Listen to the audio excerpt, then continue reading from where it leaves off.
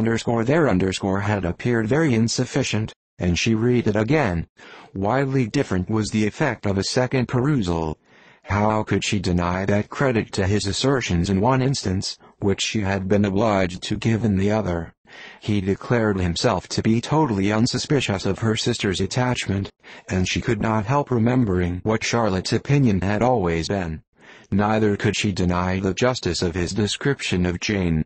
She felt that Jane's feelings, though fervent, were little displayed, and that there was a constant complacency in her air and manner not often united with great sensibility.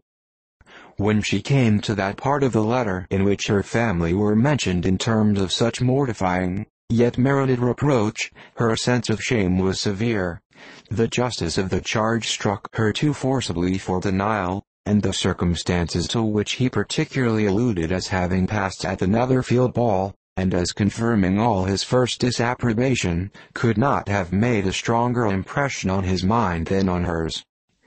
The compliment to herself and her sister was not unfelt.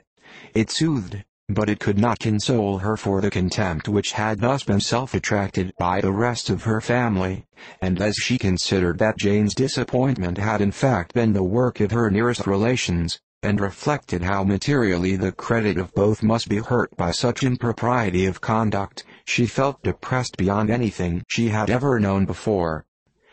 After wandering along the lane for 2 hours, giving way to every variety of thought, reconsidering events, determining probabilities, and reconciling herself, as well as she could, to a change so sudden and so important, fatigue, and a recollection of her long absence, made her at length return home, and she entered the house with the wish of appearing cheerful as usual, and the resolution of repressing such reflections as must make her unfit for conversation.